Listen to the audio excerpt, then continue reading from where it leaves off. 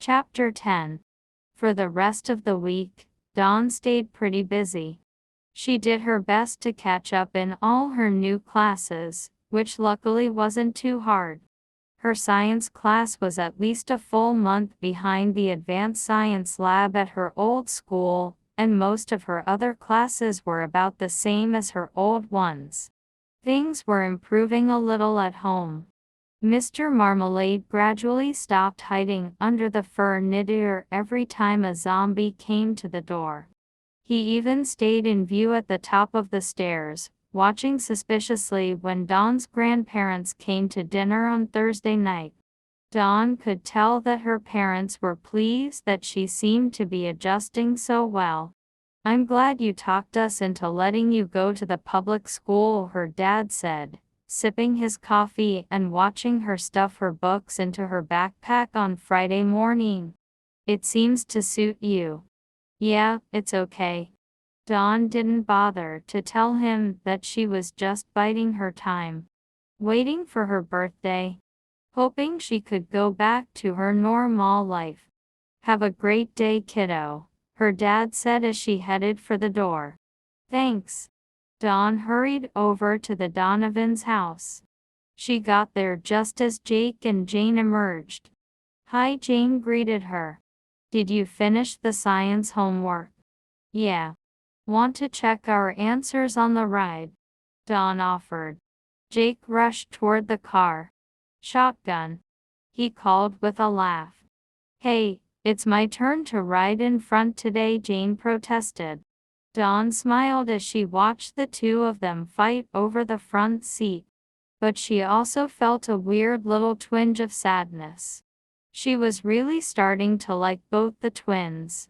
Jane seemed sarcastic at first, but underneath that slightly prickly exterior, she was actually smart, funny, and generous. As for Jake, Dawn had liked him from the start, and she only liked him more the better she got to know him. Even after only a week, it bothered her to think about leaving the twins behind when she moved back home. Maybe they could come visit her there sometime. Dawn cleared her throat, then coughed. That reminded her of another thing that had been bothering her more and more all week. Ever since that first day at lunch, she couldn't help noticing that she seemed to have an almost constant need to clear her throat, plus excess saliva and an annoying little cough. At first she told herself it was a cold, then allergies. But she was starting to wonder, what if it wasn't either of those things? What if her symptoms were early signs of the change, the first stages of zombie drool?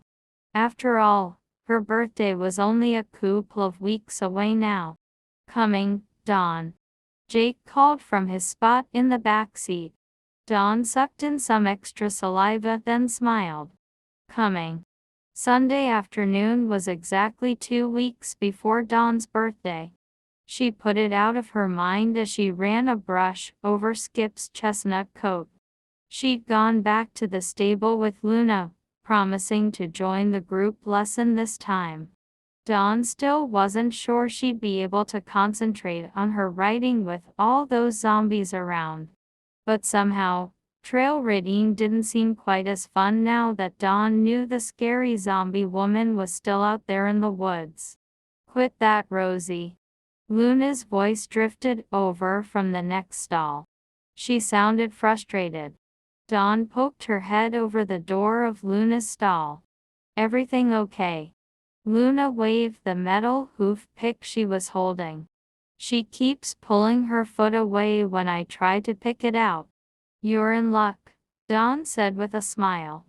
"I happen to be an expert with a hoof pick. The pony I first learned to ride on knew every trick in the book." Luna giggled. "Okay, prove it," she said, holding out the hoof pick. Dawn entered the stall and took the pick. "Be a good girl," she warned the horse, the same pretty bay mare Luna had ridden the week before.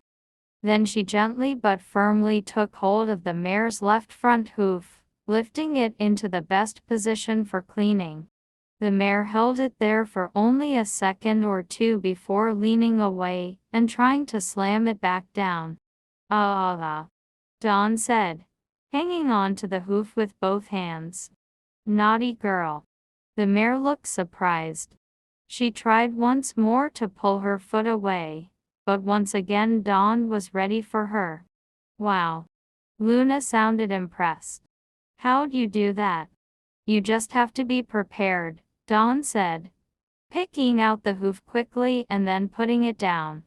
Come try the other front foot and I'll talk you through it. She leaned over her cousin's shoulder as Luna reached tentatively for the horse's other front hoof.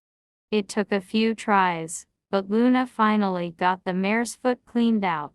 It was only after all 4 hoofs were clean that Dawn realized she hadn't even thought about the fact that Luna was a zombie or noticed her zombie odor, even though the 2 girls had been standing very close together. But she shrugged off the thought. Between her perfume, the usual barn smells, and Luna's riding clothes, maybe it wasn't that strange after all. The next morning, Dawn glanced in the mirror over her dresser, fiddling with her hair. She was trying to take a little extra time to look her best these days. Dawn. Her mother's voice floated up the stairs. Hurry up. You don't want the Donovans to have to wait for you. Coming. Dawn shouted back. She paused just long enough to tweak her hair once more and add another spritz of perfume to her throat.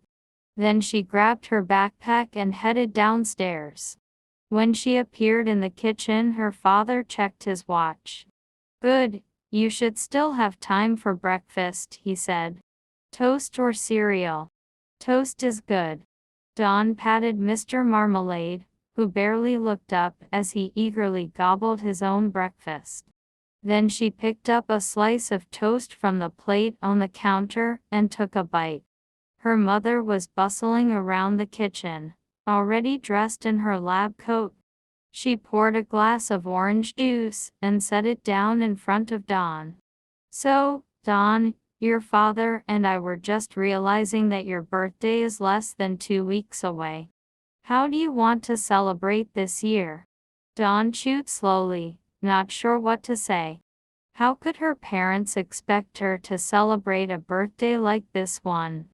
I don't know, she said, her mood sinking into her shoes. Just when she'd almost managed to forget that her normal life might be over soon, her parents had to go and remind her. Nothing, I guess. Nonsense. Her mother said. This is an important birthday. Angela, Dawn's dad warned, seeming to guess Dawn's thoughts.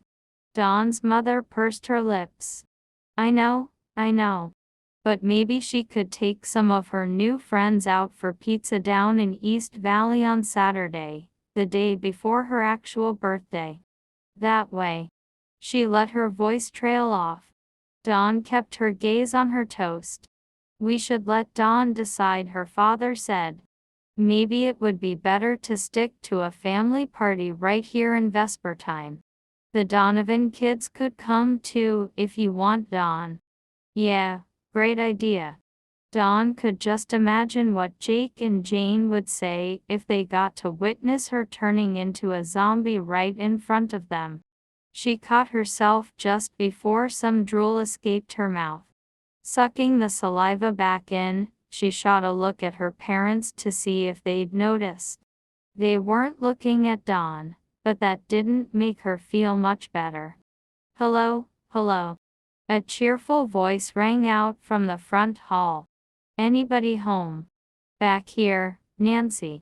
Dawn's mother called out. Dr. Nancy lived less than a block away, so she and Dawn's mom carpooled to work. Usually, when the zombie scientist arrived, Mr. Marmalade made himself scarce. Today, though, he remained crouched by his food bowl when she hurried in. Greetings, Romrose, Dr. Nancy said cheerfully, helping herself to a slice of toast. Dawn watched Mr. Marmalade out of the corner of her eye.